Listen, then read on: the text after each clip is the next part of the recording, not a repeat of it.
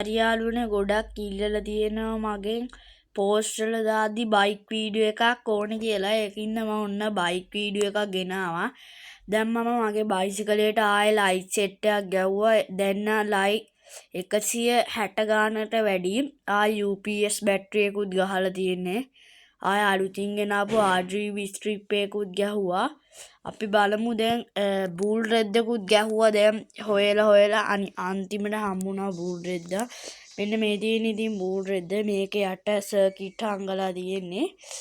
මේ තියෙන ස්පොයිලරේ එදා තිබ්බ වගේමයි. අපි ලයිට් එක ඔන් කරලා බලමු. මෙන්න මේ වගේ සුපිරි ලයිට් ටිකක් එන්නේ. මම ඒක charge කරා.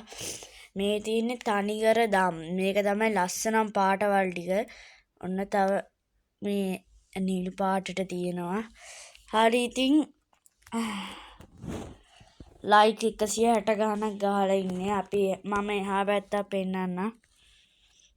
මේව තියෙන්නේ දැන් මේක වයර් වැඩි ඒකින්ද මම ග්ලූ ගන් වලින් වයර් හංගන්න ඉන්නේ දැන්.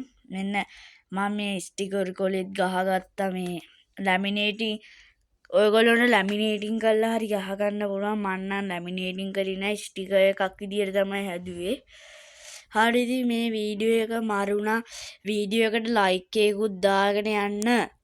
දැන් අපිට 2000යි සබ්ස්ක්‍රයිබර්ස්ලා ගහන්න තියෙන්නේ. ඒකින්ද සබ්ස්ක්‍රයිබර්ස්ලා 2000 ගහන්න මට උදව් වෙන්න ස්තුතියි.